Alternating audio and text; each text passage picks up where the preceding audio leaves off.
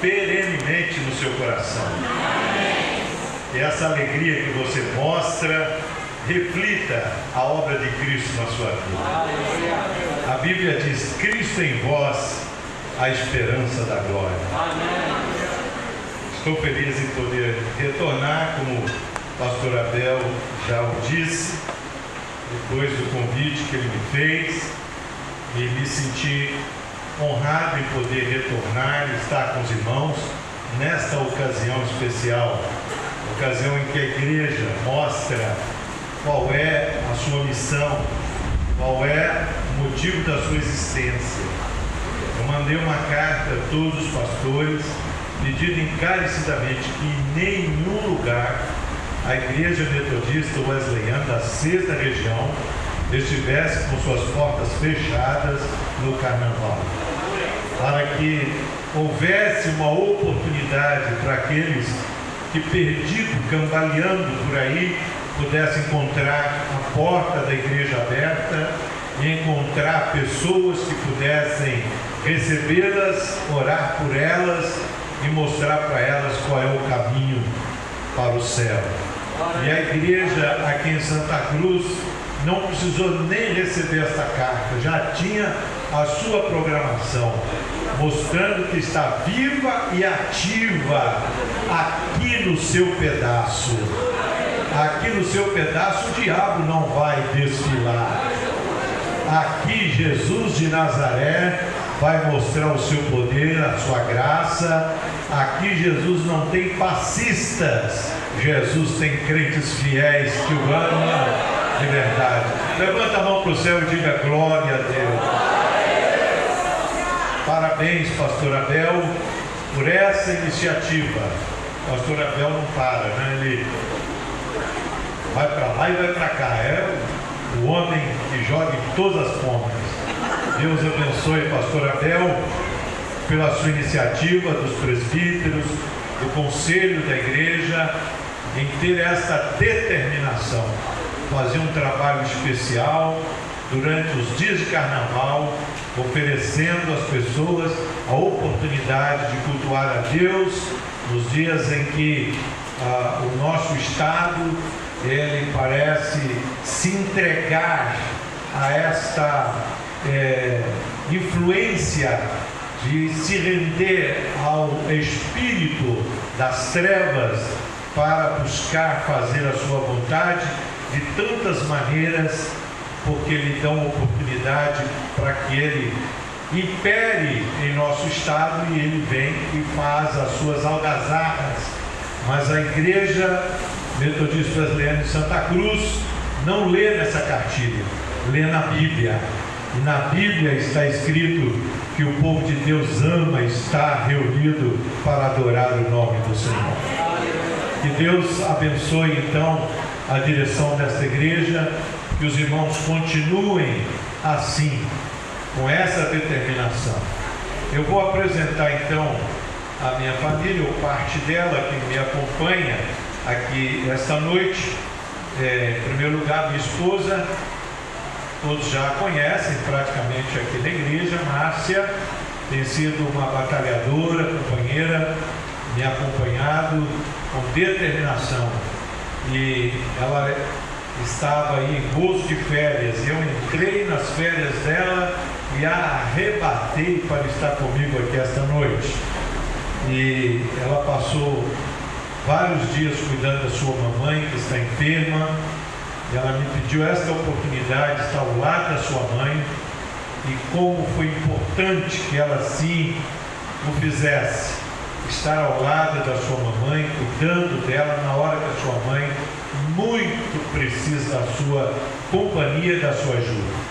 Isso tem feito muito bem a ela. Ficou até mais bonita depois que veio lá de Venda Nova, de Belo Horizonte. Muito bem. Meu filho Gessé e a sua namorada Fernanda já estão planejando aí ficarem noivos. Eu estou aqui já falando só para vocês. Eu sei que tem pessoas ligadas na internet, mas o importante é dizer que eles estão caminhando juntos e procurando cada vez mais consolidar esta a união que Deus está construindo através dessas duas vidas. E eu tenho que louvar a Deus pela vida do Gessé, a vida da Fernanda, que me acompanha esta noite. E eu os abençoo em nome de Jesus. Meus dois outros filhos ficaram em São Paulo. O Israel é casado, sua esposa está grávida, vai ter neném agora no mês de abril. Se Deus quiser, vou inaugurar a minha nova etapa de vida. Deixo de ser somente pai para ser também avô. Graças a Deus por isso. E a Márcia, avó, né? Avó. E nós louvamos a Deus por isso. Meu filho menor, Esteves, o mais novo, né? Caçula da casa, não pôde nos acompanhar. E tem então aqui parte da minha família. E eu louvo a Deus por isso. Parabenizo também a igreja esta noite por trazer esse tema à tona, nessa época, nesse momento em que as pessoas se entregam aos prazeres da carne, focar e enfatizar um tema que é alicerce da fé cristã, que é a volta de Cristo, me mostra que os irmãos realmente têm uma ortodoxia muito séria e que procuram guardar a verdade, retê-la no coração e, mais que isso, tem prazer em proclamá-la. E de toda a verdade que nós conhecemos, uma das mais extraordinárias e singulares é esta: nós cremos nessa verdade. Jesus vai voltar. Jesus voltará. E nós oramos como João, o apóstolo de Cristo, nos incentiva, dizendo: Maranata, ora vem, Senhor Jesus. Repita comigo: Maranata, ora vem, Senhor Jesus. Então repitam juntos agora, mais uma vez, todos juntos: Maranata, ora vem, Senhor Jesus. Essa é a nossa bendita esperança. Nessa verdade, nossa fé está alicerçada. E se nós não cremos nessa verdade, o cristianismo se torna oco. A nossa vida espiritual perde sentido. Que sentido tem vivermos para Deus sem termos a certeza de que Jesus Cristo vem para consumar a obra que Ele começou?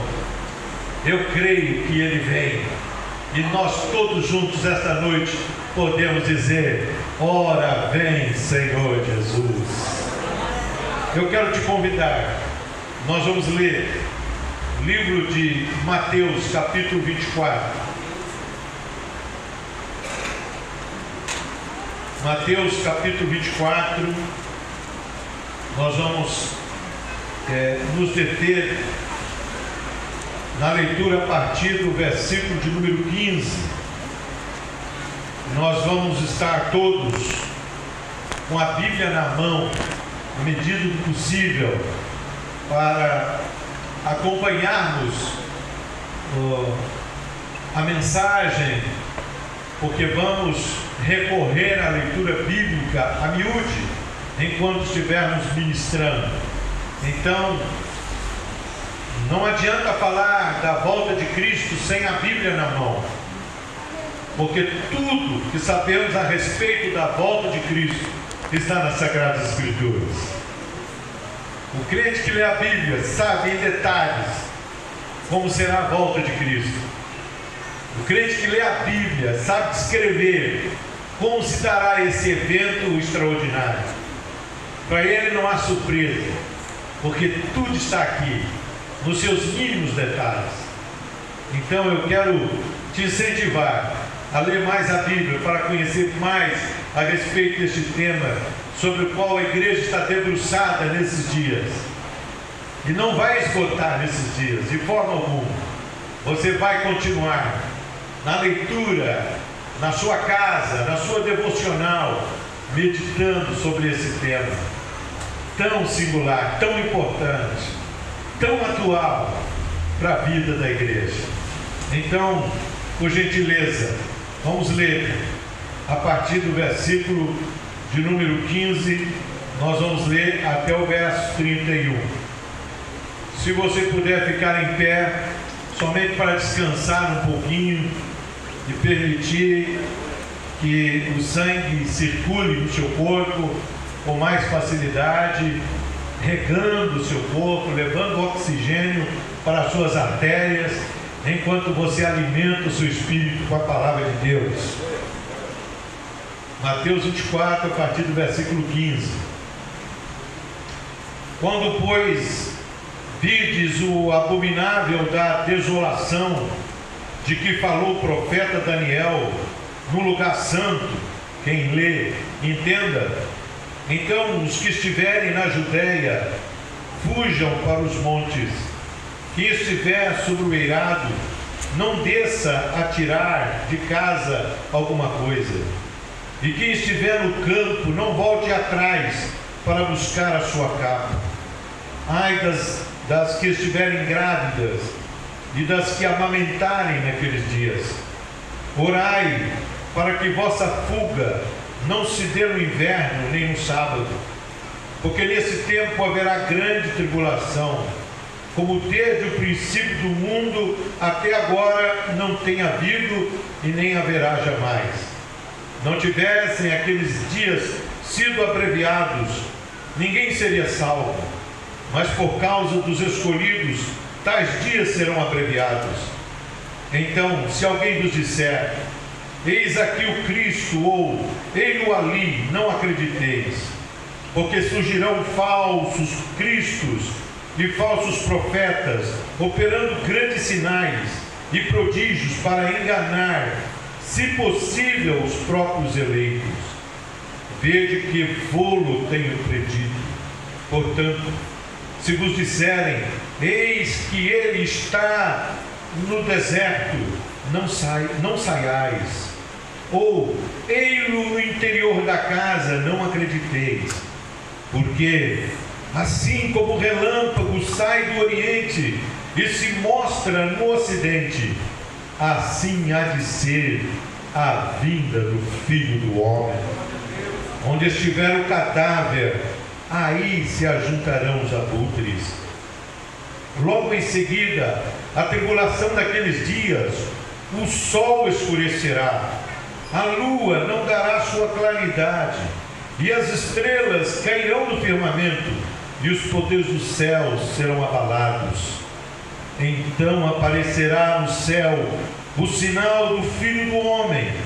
Todos os povos da terra se lamentarão e verão o Filho do Homem vindo sobre as nuvens do céu com poder e muita glória.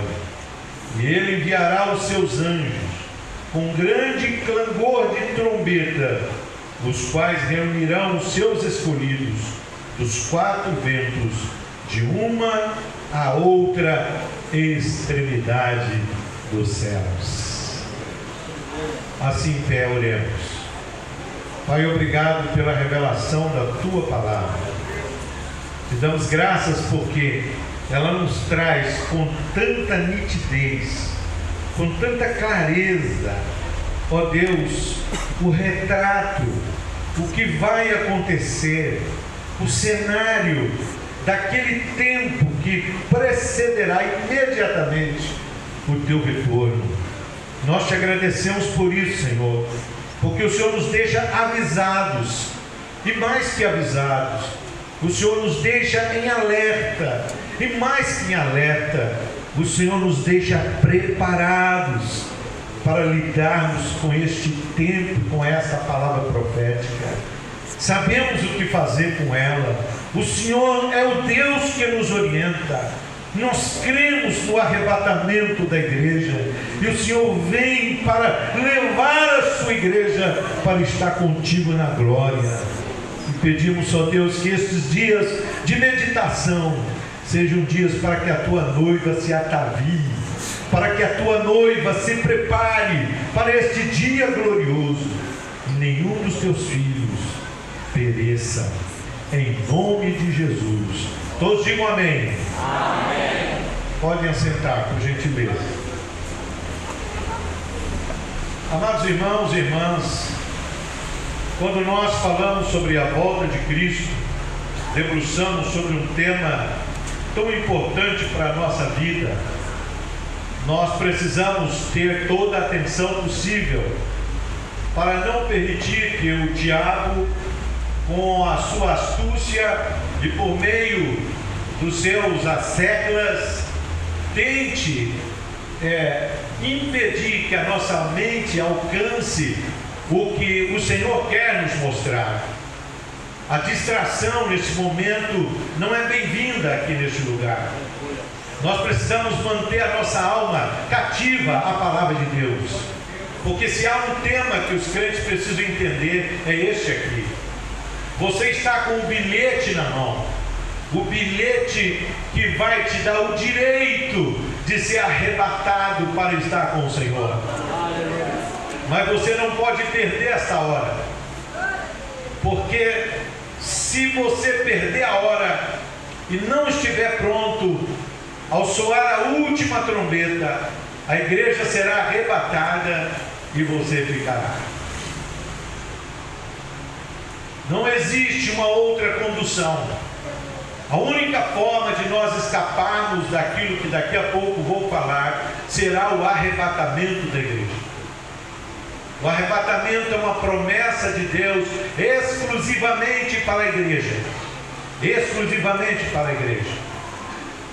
Depois estarei lendo alguns textos que vão comprovar isso. Esta revelação foi dada ao apóstolo Paulo. Ela estava oculta. E Deus revelou ao apóstolo Paulo sobre o arrebatamento da igreja. O rapto da igreja. Que a igreja será tirada do mundo um tempo antes da manifestação gloriosa de Jesus em glória, que nós chamamos de parousia do grego. Antes da parousia, antes da manifestação visível de Cristo, a igreja será arrebatada. Nós não vamos assistir a volta de Cristo de baixo para cima. Nós vamos romper os céus com Cristo. Amém, meus queridos irmãos? Quando Ele vier com poder e glória, a igreja virá com Ele. A igreja virá com Ele. Aleluia, aleluia. Essa verdade é para a igreja do Senhor. A promessa do arrebatamento é para a igreja do Senhor. Jesus vai arrebatar a sua igreja.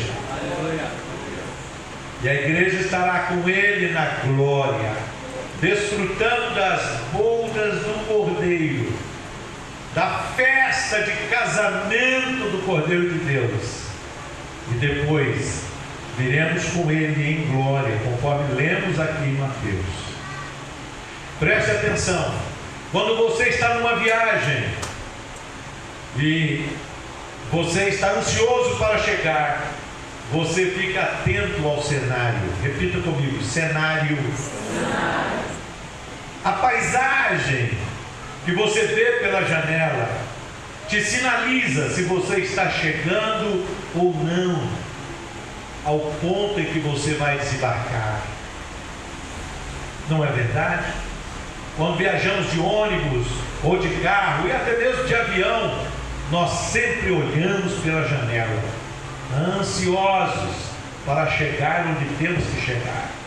A janela nos conforta, a janela nos motiva, porque a gente vai se localizando pelos pontos que vamos destacando no cenário da viagem. A Bíblia também é uma janela, por meio da qual nós podemos olhar e ver o cenário que descreve a volta de Jesus, a volta de Cristo. Então, à medida que nós vamos olhando pela Bíblia, nós vamos olhando o cenário dessa vida pela Bíblia, olhando o cenário político, o cenário econômico, o cenário do contexto social, olhando à luz da Bíblia. A Bíblia é a nossa janela, não é o Windows lá da Microsoft, é a Bíblia Sagrada. É por meio dela que nós olhamos para ter entendimento momento da nossa localização. Onde eu estou agora? Em que ponto eu estou da volta de Cristo? Eu estou longe ou estou perto? Jesus está voltando, está vindo, ou eu posso esquecer disso, porque Ele não voltará? Mas quando eu olho para esta janela, tudo que eu vejo é que estou chegando bem perto da minha casa. Amém, meu irmão? Repita comigo: meu lar não é aqui na terra, meu lar é lá no céu, o lugar que Jesus preparou para mim. Quando você olha por essa janela, então você se localiza.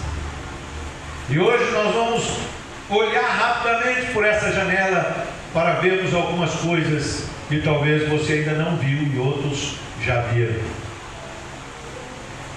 Esse texto que nós lemos, esse discurso escatológico de Jesus, muito do que ele disse aqui vai acontecer num período chamado Grande Tribulação.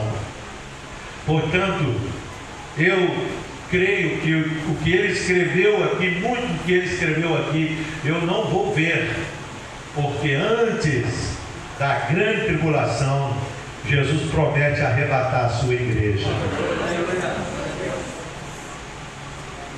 Se você não subir no arrebatamento, você ficará para a grande tribulação, e você vai viver tudo isso aqui que Jesus descreveu no seu sermão escatológico. Então, tenha isso em mente. Muito do que ele escreveu aqui faz parte do cenário da vida da igreja, porque chama-se princípio das dores. Diga comigo: princípio das dores. Tem alguma irmã aqui que já deu à luz a filho? Levanta a mão e diga glória a Deus. Vocês sabem quais são os princípios das dores? Aquelas primeiras dores que o bebê lá no ventre começa a provocar. Isso já deixa a mamãe em alerta. É verdade ou não é? Tem que logo contactar com o médico, com o hospital, ver o cartãozinho do pré-natal, tem que correr e preparar tudo, porque as dores já começaram. Então Jesus diz que quando alguma dessas coisas começarem a acontecer, isso é o princípio das dores. As dores de um tempo, as dores de um tempo no qual vai se concretizar tudo que Jesus falou. Tudo que Jesus falou. Eu quero dizer para vocês aqui, meus irmãos, nós já entramos no princípio das dores. Já começamos a sentir as primeiras dores deste tempo de julgamento que há de vir sobre o mundo. Porque se você é crente como eu, quando você olha para o cenário deste mundo, você tem que dizer à sua alma: isso não vai ficar assim. Não é possível que Deus não vai intervir na condição deste mundo, porque a água já está chegando aqui na boca do crente. Nós já estamos andando assim neste mundo. Este mundo já não suporta mais a igreja, mas eu tenho uma notícia para a igreja também não suporta mais este mundo. A água já está chegando aqui, e a Bíblia diz que Deus salvará da provação o piedoso, o justo será salvo da grande tribulação. Antes que as coisas fiquem realmente numa condição irretornável, Jesus vai levar a sua igreja do céu. Levanta a mão e diga: Maranata, ora vem, Senhor Jesus. Aleluia, aleluia, aleluia. Os Estados Unidos lançaram um super foguete que vai orbitar entre o Sol e Marte.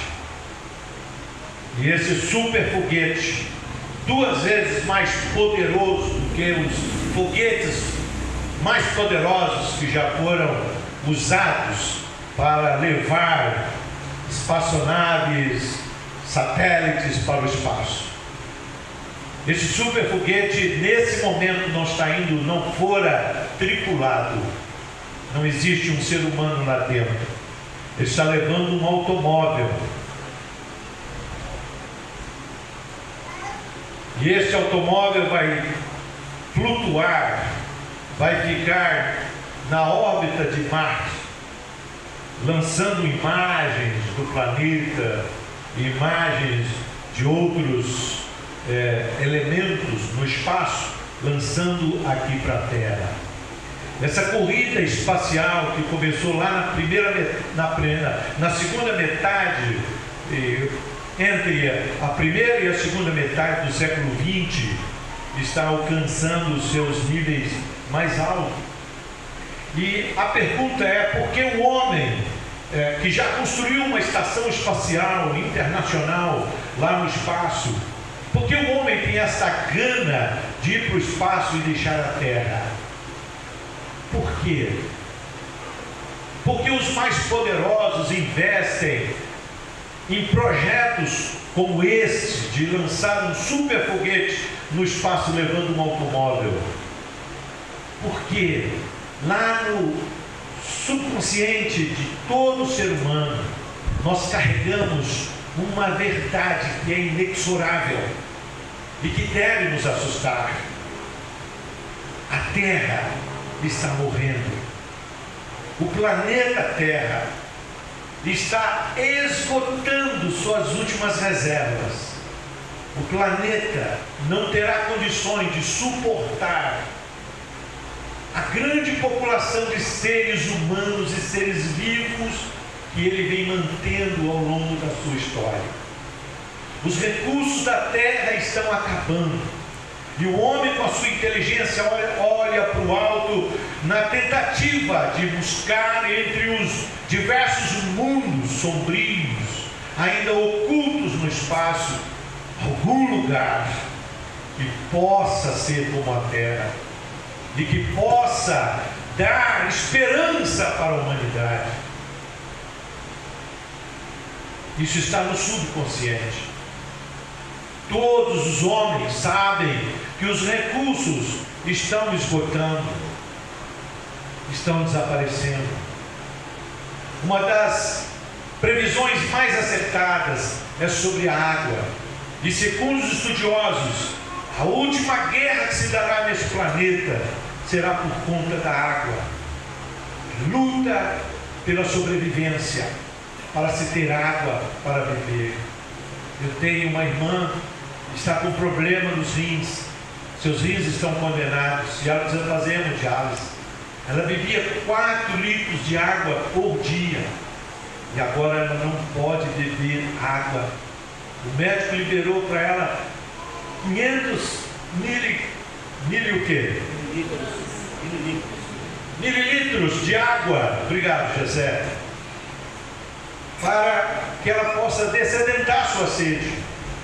E infelizmente ela me disse: eu estava acostumado a beber 4 litros e eu luto e eu tento conter-me apenas com esses 500 mililitros de água, mas isso para mim está sendo quase que insuportável. Eu não consigo, porque o ser humano precisa de água. A água vai desaparecer. Por isso, já lidamos hoje com tanto racionamento. Eu não quero assustar você, mas gostaria que você tirasse o seu umbigo dessa terra, que você deixasse de pensar neste mundo, porque Deus tem uma palavra para nós: eis que cria um novo céu e uma nova terra. Aleluia, aleluia.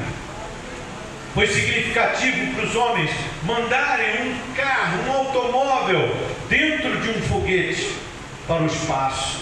Eu pergunto por quê. Sabe, meu irmão, o automóvel é um dos símbolos da prosperidade humana. Os homens se sentem prósperos dentro de um carrão, se sentem poderosos dentro de um carrão, e às vezes até dentro de um fusquinha alguns já se sentem tão poderosos. Transformam um carro numa máquina de matar, ou numa feira de vaidade para esnobar a sua prosperidade humana. O homem mostra com o carro dentro desse foguete que ele pode, com a sua prosperidade, superar os problemas que estão vindo por aí. Mas eu tenho uma notícia muito lamentável para as pessoas que pensam assim. Não há recursos nesta terra para salvar a terra. A salvação da terra veio do céu. Aleluia. Aleluia. Jesus voltará. Ele voltará e colocará fim a esse sistema iníquo. Ele voltará e ele vai reger a terra com mão de ferro, vai subjugar os poderosos, os grandes que se apoderaram dos pobres, que se apoderaram da terra, que destruíram o nosso mundo. Esses terão que haver com o Senhor da glória, porque Ele diz: minha é a terra, minha são todas as coisas que foram criadas e estabelecidas no mundo que nós conhecemos.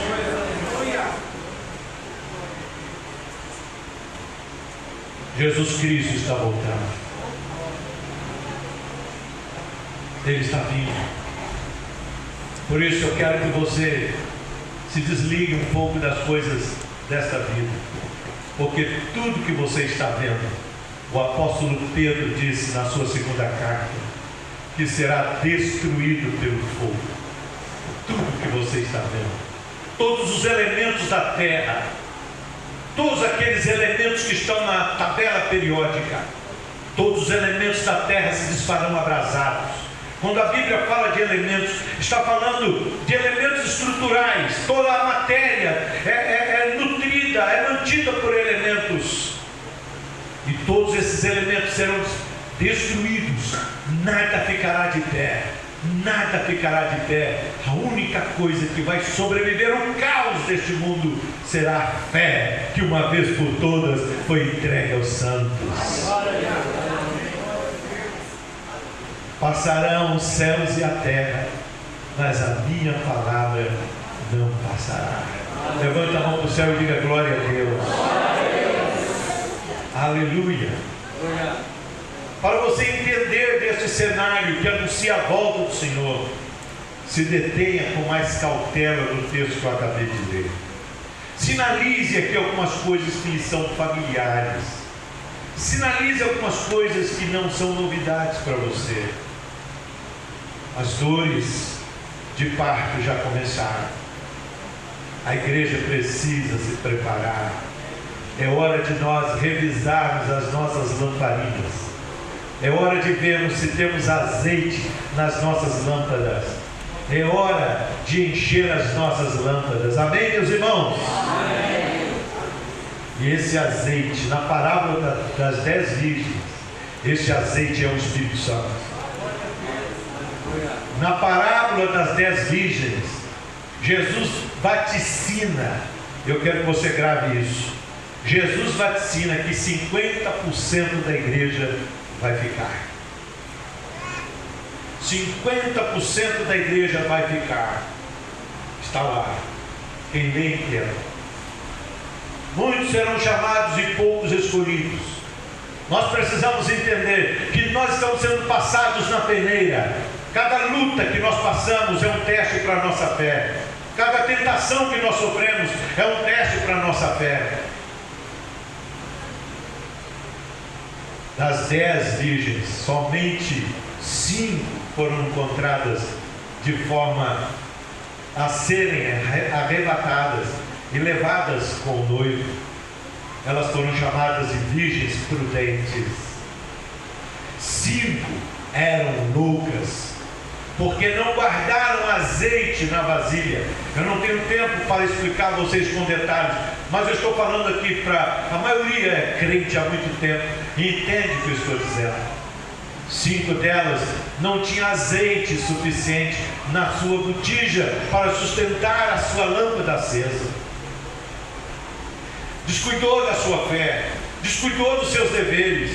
E quando o noivo chegou, e quando anunciou, aí veio o noivo, 5 que estavam preparadas se levantaram com as suas lâmpadas acesas e foram ao encontro do noivo, simbolizando o arrebatamento.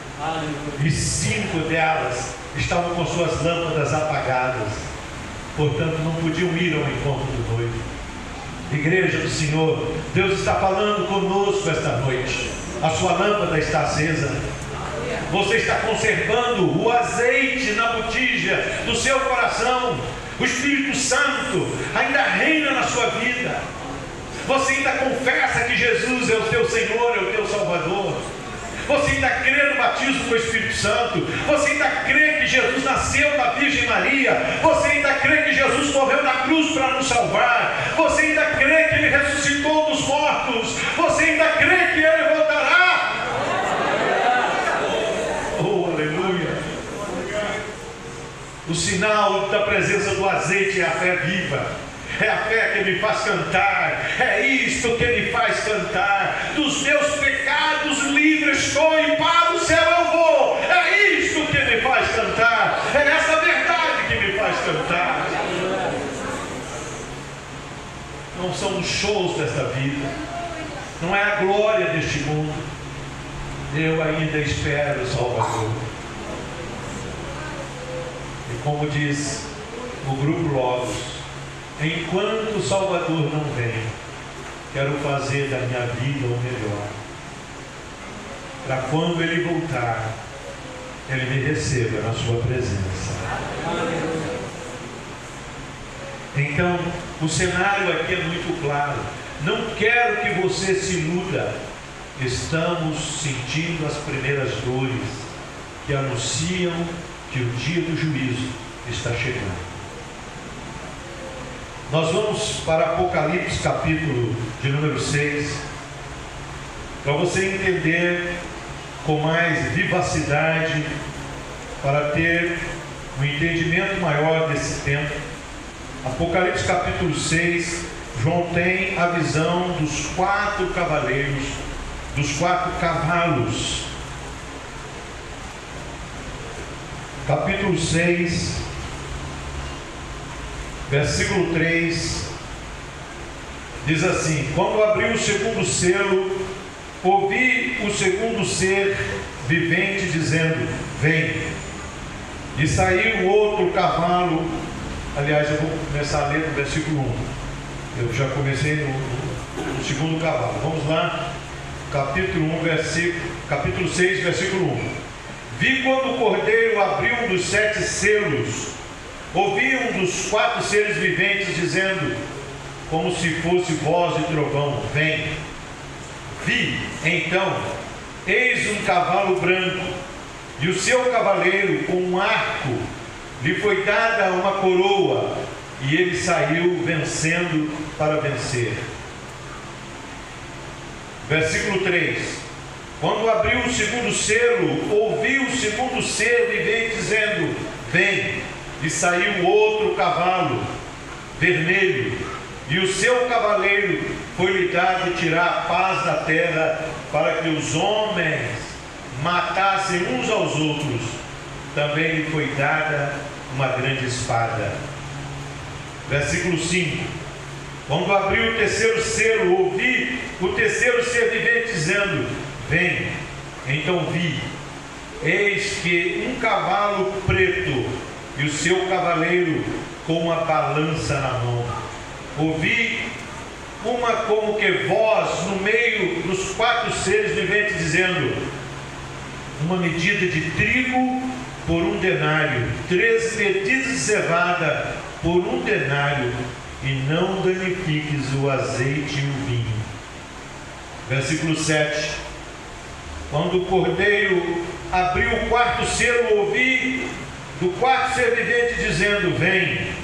Olhei, eis um cavalo amarelo, o seu cavaleiro sendo este chamado Morte, e o inferno o estava seguindo, e foi-lhe dada autoridade sobre a 4ª parte da terra, para matar a espada pela fome e com mortandade, e por meio das feras da terra.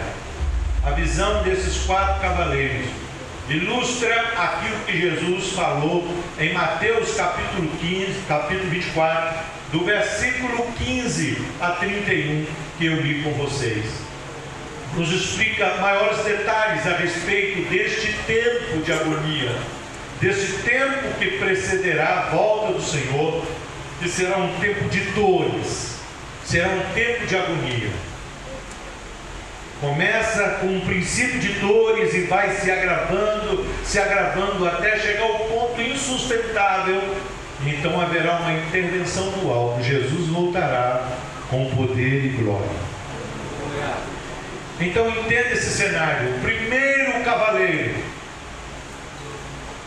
que vinha montado num cavalo branco, este primeiro cavalo com seu cavaleiro é identificado como o anticristo. Eu não vou entrar em detalhes, vocês poderão estudar, existe muito material acerca disso, tanto na internet como nas enciclopédias cristãs, muitos autores famosos, e você pode se aprofundar nessa. Eu vou direto, não vou fazer uma apologia, porque eu acredito assim, apenas vou afirmar e você depois busque as suas conclusões.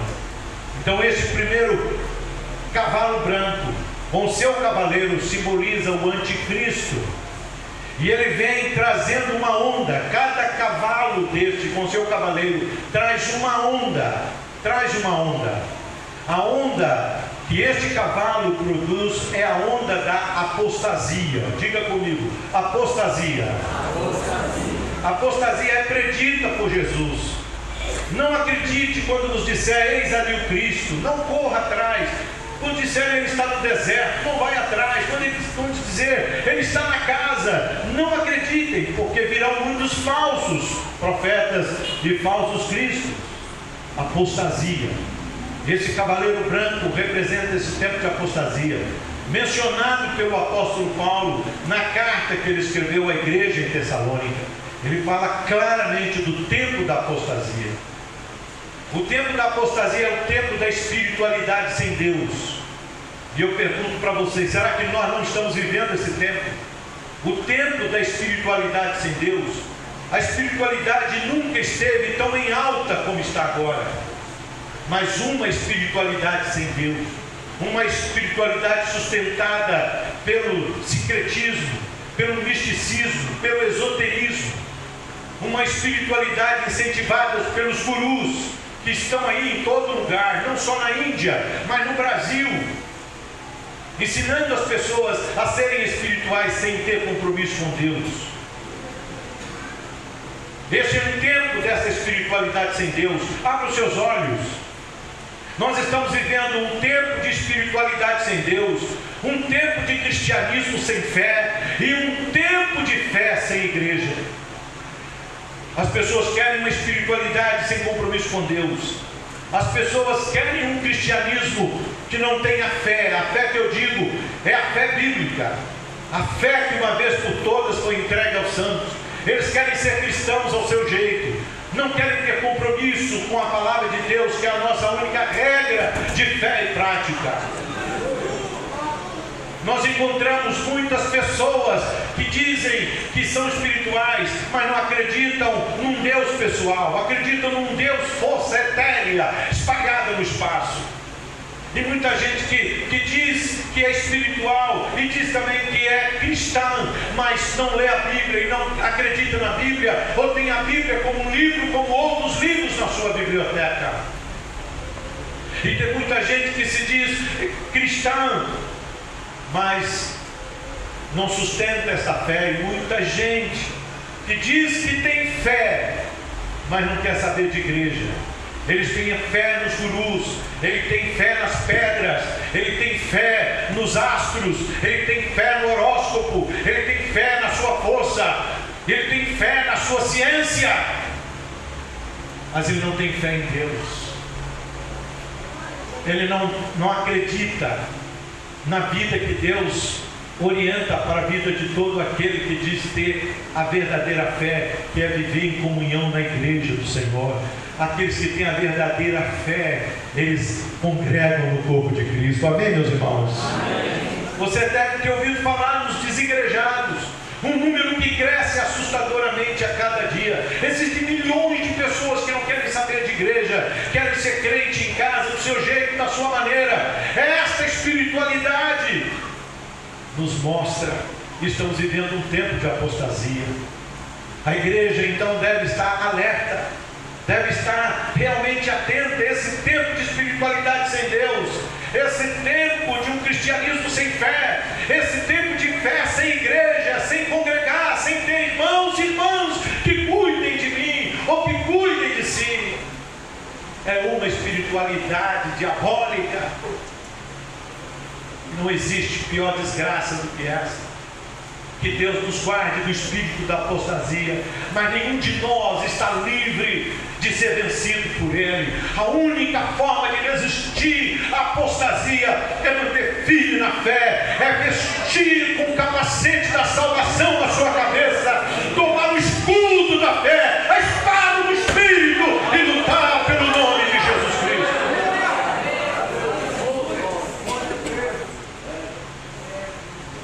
Aleluia, aleluia. Por isso Paulo diz em Efésios capítulo 6, versículo 10, que nós temos que nos armar com as armas da nossa milícia. O segundo cavalo segue logo a esta onda de apostasia. É o cavalo vermelho, é o cavalo que fala da guerra, da falta de paz.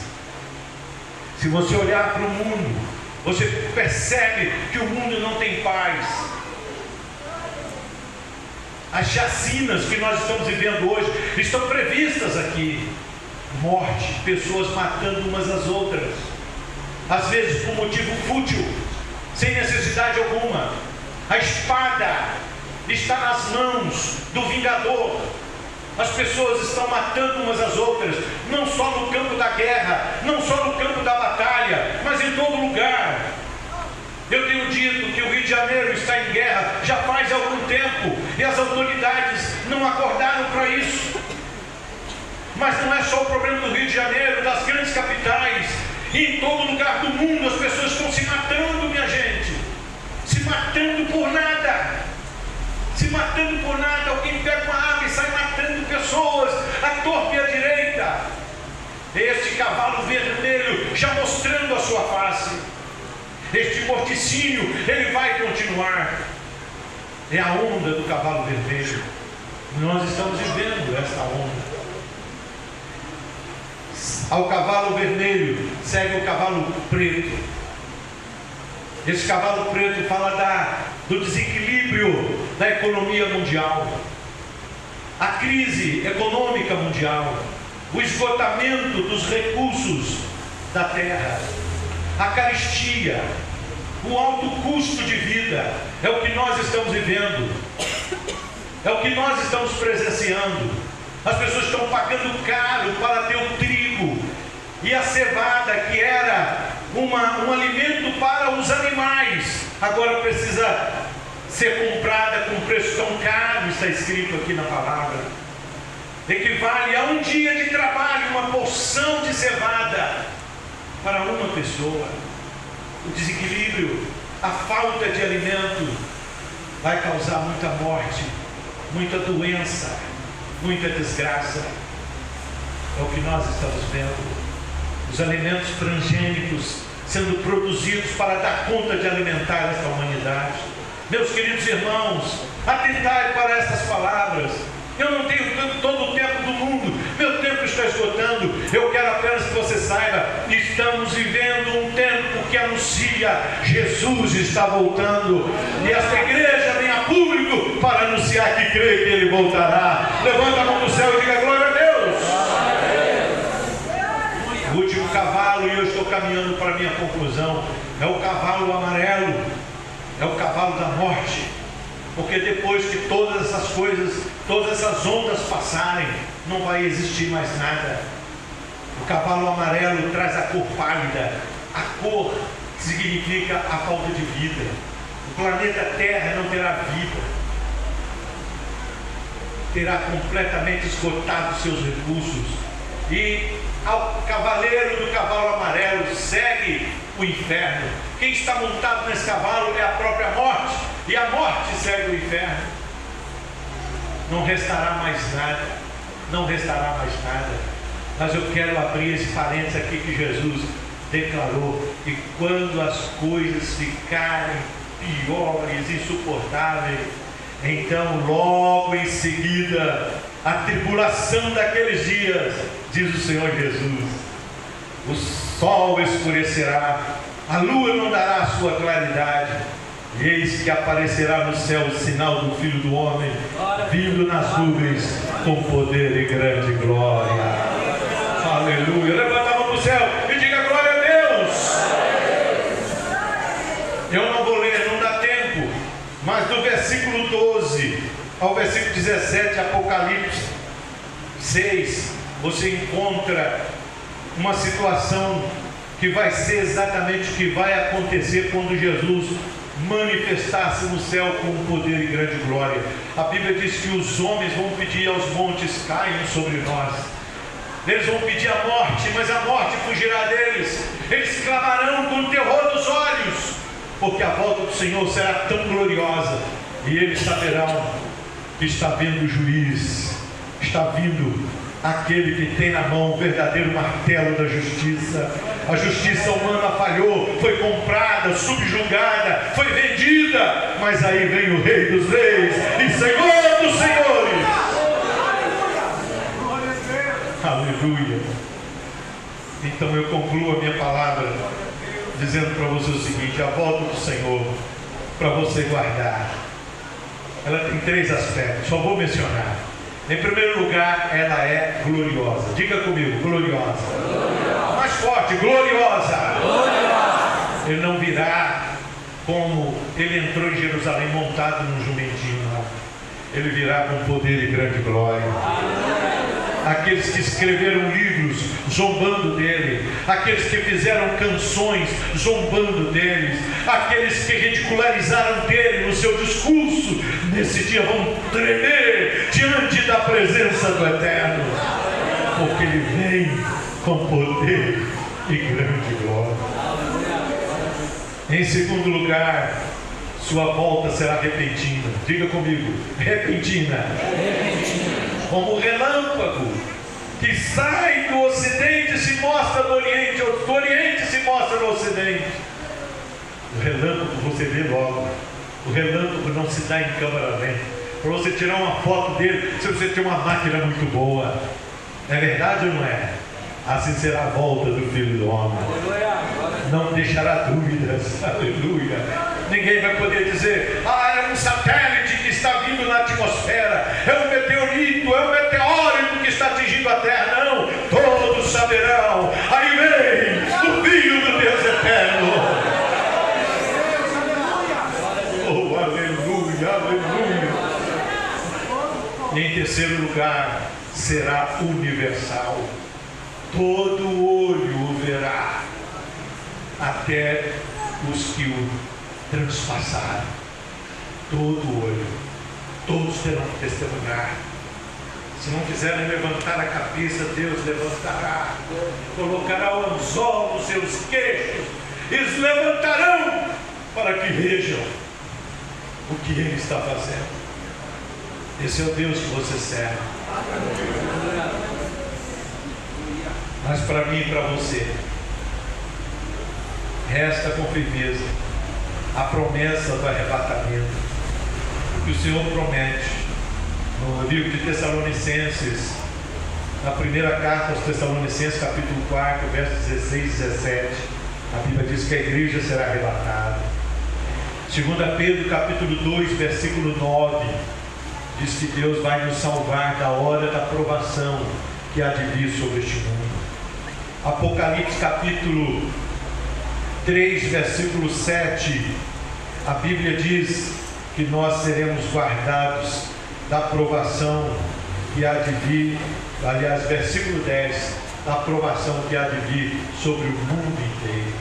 Nós temos a promessa. Diga comigo: nós temos a promessa. Seremos arrebatados.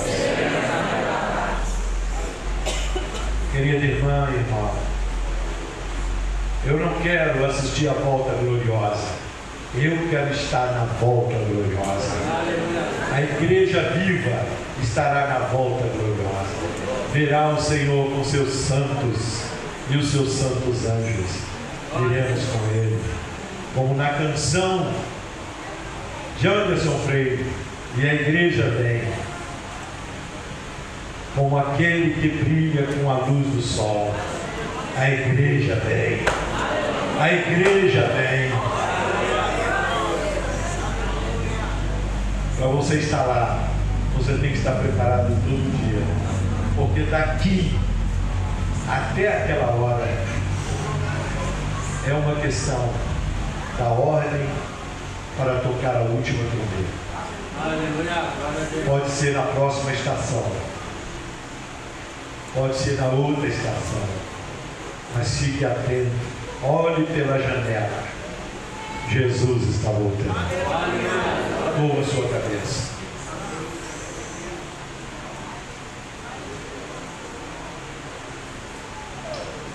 Eu gostaria de dirigir a esta igreja, saber se entre nós, entre os nossos amigos, existe alguém que ainda não é crente. O bilhete para o arrebatamento é o sangue de Jesus. Se o seu coração é lavado no sangue de Jesus, você tem direito de ser arrebatado, de subir com a igreja do Senhor.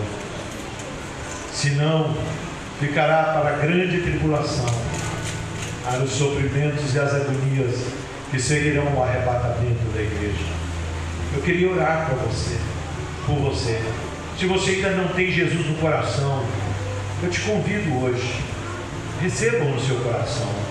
Ele disse, peço que todos fiquem em espírito de oração, por gentileza. Ele diz, eis que estou à porta e bato. Se alguém ouvir a minha voz, eu entrarei em sua casa. Hoje é Ele que bate na porta do seu coração. Mas um dia é você quem vai bater a porta dos céus. Será que Ele vai abrir para você? Só entrarão nos céus aqueles que lavaram o seu coração com o sangue de Jesus. Você quer lavar o seu coração hoje? Você lava o seu coração entregando sua vida para Jesus, dizendo, Jesus, perdoe os meus pecados, dá-me a certeza da salvação. Ele quer te dar. Se você quer entregar sua vida para Jesus nesta noite, repita comigo a oração que eu vou fazer agora. Diga assim bem baixinho: Senhor Jesus, eu te invoco esta noite e te peço perdão pelos meus pecados e te peço, entra no meu coração e me dê a salvação. Eu quero ser arrebatado com a igreja, ser guardado da hora da provação que há de vir sobre este mundo. Aceita-me, Senhor, aceita-me, Senhor, em nome de Jesus. Você que está desviado, ore comigo agora e diga assim: Senhor Jesus, eu estou voltando para os teus caminhos. Não deixarei passar mais uma noite sem tomar essa decisão.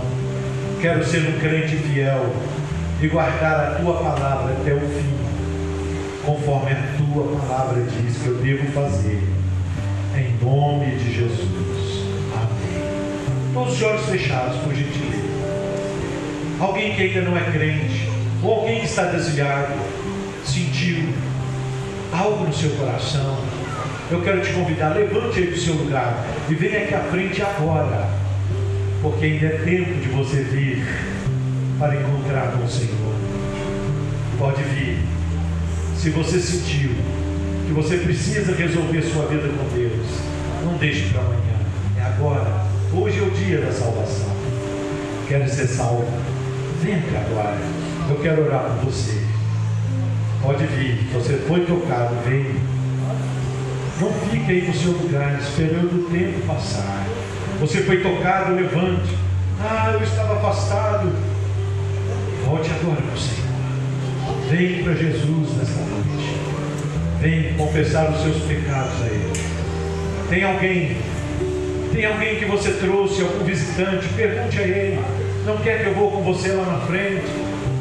Pode vir com ele. Nós estamos aqui para orar pelas pessoas. Pode trazer essa senhora aqui, eu vou orar por ela. Tem mais alguém? Levante o seu lugar. A igreja orando. O espírito da apostasia cega, impede que as pessoas venham a Cristo. Venha agora mesmo. Eu vou orar por essa senhora. Põe a mão no seu coração, filho. Põe a mão no coração. Espírito perturbador, deixa a mente dessa mulher. Espírito Santo, faz dela uma crente de verdade.